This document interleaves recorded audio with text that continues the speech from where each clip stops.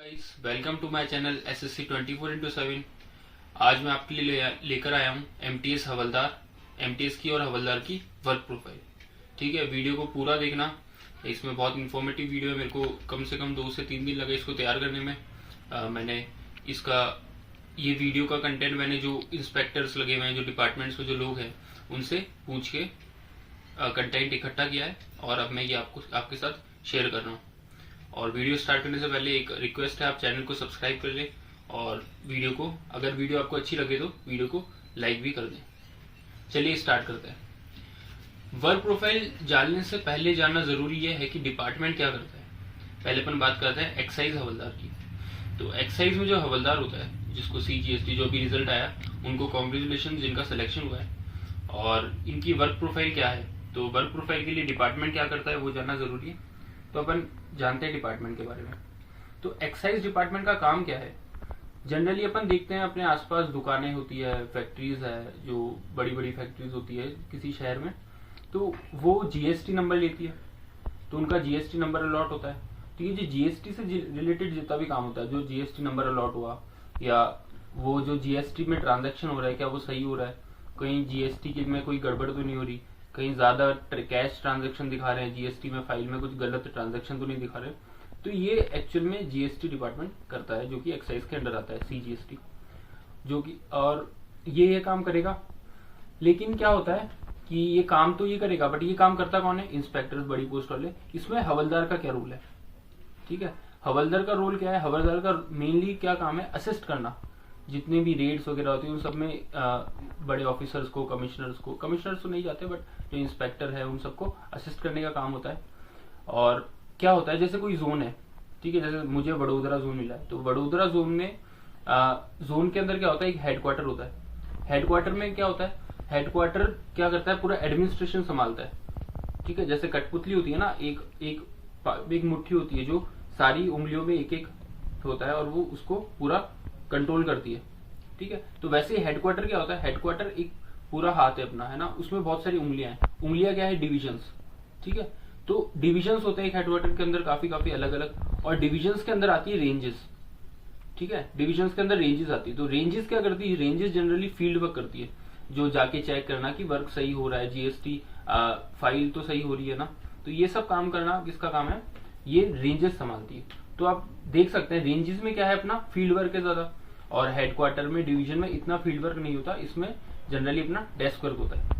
तो 2 पार्ट में डिवाइड कर सकते हैं अपन वर्क प्रोफाइल को, फील्ड वर्क और डेस्क वर्क। अगर आप फील्ड वर्क में हो तो वहां आपका काम थोड़ा सा हेक्टिक भी हो सकता है, और अगर आप हेडक्वार्टर में हो, डिविजन्स में हो, तो वहां आपका वर्क इतना हेक्टिक नहीं होता है, और वहां आप आगे तैयारी भी कर सकते हो। फील्ड में भी कर सकते हैं, ऐसा नहीं है कि फील्ड में आप हमेशा रेट पे जाते हैं, आप वहां इतना काम भी नहीं होता, बट है ना। तो आसान काम है, आप आराम से प्रिपरेशन कर सकते हैं। जनरली देखा, मेरे को तो ये कहा गया है कि भाई कोई काम नहीं होता, लिटरली ये वर्ड यूज हुए हैं कि कोई काम नहीं है, आराम की जिंदगी है, कोई भी काम नहीं होता वर्कलोड, और ये करते भी नहीं है। कहते हैं हम तो खुद, मतलब एक इंस्पेक्टर ने कहा कि हम तो परेशान है, हम तो कहते हैं भाई प्लीज भाई कर दो, पर नहीं करते वो, है ना। ऐसा माहौल रहता है, ठीक है। बट नहीं, अपन इंथुसियास्ट है, अपन पूरा डिपार्टमेंट के लिए अच्छा काम भी करेंगे, है ना, पूरा जोश के साथ। वैसे नहीं रहेंगे, ये पैटर्न चेंज भी करना है अपन को, ठीक है। तो रेंज में हवलदार होता है, उसमें वर्कलोड भी होता है, जैसे मैंने बताया। अब क्या होता है, अब एक्चुअल में करता क्या है, ये तो डिपार्टमेंट कैसे काम करता है वो अपन ने देखा। अब हवलदार क्या काम करेगा, हवलदार जैसे डेस्क वर्क, जहां अगर हेडक्वार्टर में है वहां है, तो वो क्या करेगा, वो जनरली फाइल वगैरह मैनेज करना, जो कि एक अपन TA वगैरह करता है। वैसे तो काबिलियत भी डिपेंड करता है क्या काबिलियत है, हो सकता है उसको कोई PC दे दे, हो सकता है उसको फाइल क्या है कि आप ये फाइल उधर करो, ये उधर करो, या उस ऑफिस में जाओ, क्योंकि ऑफिस के अंदर भी बहुत सारे डिपार्टमेंट होते हैं, आप इस डिपार्टमेंट से ये फाइल लेके आओ, या इस डिपार्टमेंट में ये फाइल लेके आओ, ठीक है। ये काम होता है जनरली। एक और काम होता है कि आपको कमिश्नर के साथ लगा दिया, ठीक है। जैसे आप कमिश्नर कोई भी ऑफिशियल वर्क के लिए जा रहा है, तो उसके साथ आपको जाना है, ऑफिशियल के लिए, अनऑफिशियल नहीं, ऑफिशियल काम के लिए वो आपको अपने साथ ले जाएगा। वहां आप बहुत पावर भी फील करोगे अपने साथ, ठीक है। और भी इतना सारा काम है, क्योंकि ये डिपार्टमेंट बहुत बड़ा है, बहुत वास्ट काम है, ठीक है। तो अपन एक छोटी सी वीडियो में डिस्क्राइब भी नहीं कर सकते। मैं कुछ जो थोड़ी बहुत मुझे आइडिया हुआ है, तो वो मैं आपको बता रहा हूँ कि किस डिपार्टमेंट में क्या काम करता है, ठीक है। जैसे आप कमिश्नर के साथ हो, तो कोई कमिश्नर से मिलने आते हैं, तो आप उनका अपॉइंटमेंट देते हो कि नहीं अभी सर बिजी है, या थोड़ी देर में मिलेंगे, तो वहां आपको थोड़ी सी पावर भी फील होती है। अब अपन बात करते हैं कस्टम्स। जो कस्टम में हवलदार लगते हैं उनका क्या वर्क प्रोफाइल है, तो उसके लिए पहले जान लेते हैं कस्टम क्या करता है। कस्टम्स कहाँ कहाँ होते हैं? कस्टम्स होते हैं एयरपोर्ट पे, सी पोर्ट पे, एयर कार्गो, रेलवे स्टेशन। हाँ, रेलवे स्टेशन पे होते हैं कुछ कुछ, ऐसा नहीं हर रेलवे स्टेशन पे, कुछ बड़े मेजर रेलवे स्टेशन पे होते हैं जहाँ पे इंटरनेशनली इम्पोर्ट एक्सपोर्ट भी हो जाता है। तो क्या होता है एयरपोर्ट, सी पोर्ट पे कस्टम्स का काम क्या है? दो तरीके का काम है। एक तो इस जो इलीगल स्मगलिंग है, गोल्ड हो गया या ड्रग्स हो गए, उनको रोकना, जो इलीगली हो रहा है उनको प्रिवेंट करना। ठीक है, तो एक तो हो गया अपना प्रिवेंट करना, और दूसरा हो गया जो लीगली हो रहा है उसके डॉक्यूमेंट्स तैयार है या नहीं है, तो उनके डॉक्यूमेंट्स चेक करना, वेरीफाई करना। तो वहां थोड़ा वर्कलोड भी रहता है, थोड़ा बहुत वर्क। जैसे आप सी पोर्ट पे हो तो वहां आपकी ड्यूटी भी लंबी लगती है, वहां ड्यूटी लग गई है आपकी तो 12-12 घंटे की ड्यूटी लग जाती है, कभी 8-8 घंटे, 12-12 घंटे, तो वहां आपको थोड़ा सा वर्कलोड रहता है। कस्टम में थोड़ा सा वर्कलोड ज्यादा है सीबीआईसी से। और अगर हेडक्वार्टर में हो इसके भी, तो कोई ऐसा कुछ मेजर वर्कलोड का भी कोई काम नहीं है, वही नॉर्मल जो काम है वही रहता है। ठीक है, और एमटीएस में क्या है? एमटीएस में भी सेम वही काम है, ज्यादा कोई डिफरेंस नहीं है, बस यूनिफॉर्म का डिफरेंस है। हाँ, थोड़ी सी एक्सपेक्टेशंस हवलदार से थोड़ी सी एक्सपेक्टेशन ज्यादा होती है जो अफसर, क्योंकि यूनिफॉर्म है। यूनिफॉर्म की आपको पता है इंडिया में यूनिफॉर्म की रिस्पेक्ट अलग ही होती है।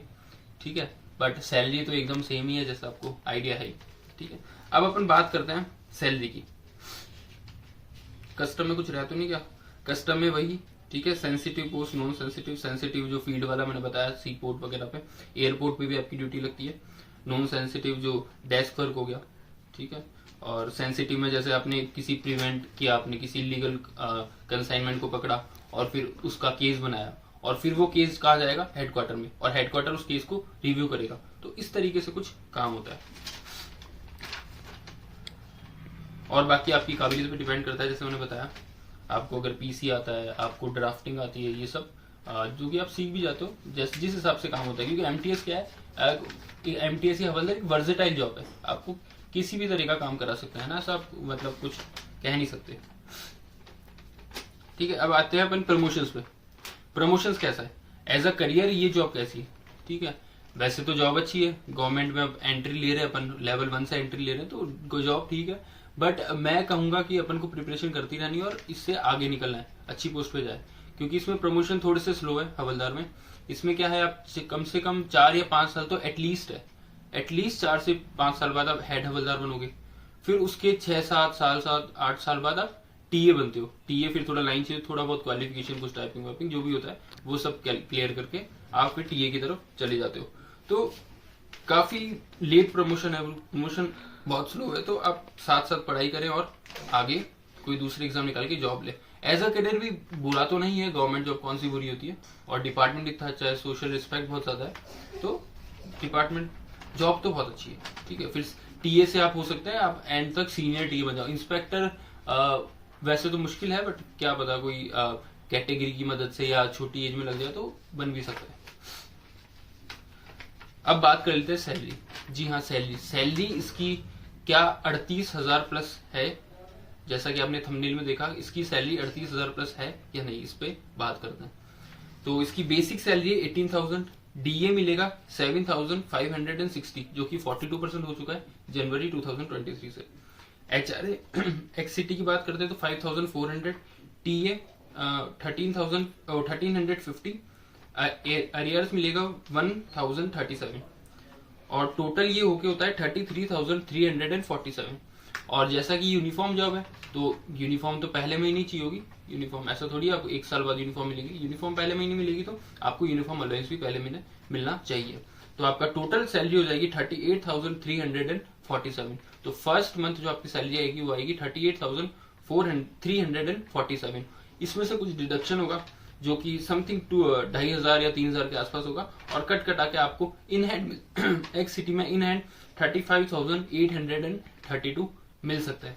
ठीक है, अगर आपको यूनिफॉर्म अलाउंस फर्स्ट वीक में ही मिल गया तो। बाकी डिपार्टमेंट कभी डिले कर देता है, हो सकता है आपको अपने पैसों से करवाना पड़ेगा, फिर डिपार्टमेंट कहेगी आपको मिल जाएंगे, ऐसा भी हो सकता है। तो इन हैंड आपको 35,000 मिल सकते हैं एक्स सिटीज में, अगर ड्रेस अलाउंस मिलता है, नहीं तो 30,000 के अप्रॉक्स हो जाएंगे। और वाई और जेड का आप कैलकुलेट कर सकते हैं, कोई बड़ा इशू नहीं है सैलरी का, इतनी सारी वीडियोस है यूट्यूब पे। तो आई होप आपको वीडियो पसंद आई होगी। वीडियो पसंद आई तो वीडियो को लाइक करें, जो और एस्पिरेंट्स है जो वर्क प्रोफाइल में, काफ़ी कमेंट्स है मेरे पास कि सर वो बताओ, वर्क प्रोफाइल बताओ, कस्टम की बताओ, हवलदार की बताओ। तो इस वजह से मेरे को ये वीडियो बनानी पड़ी, और आप शेयर करें लोगों में ताकि लोगों के पास ये वीडियो पहुंचे। Thank you.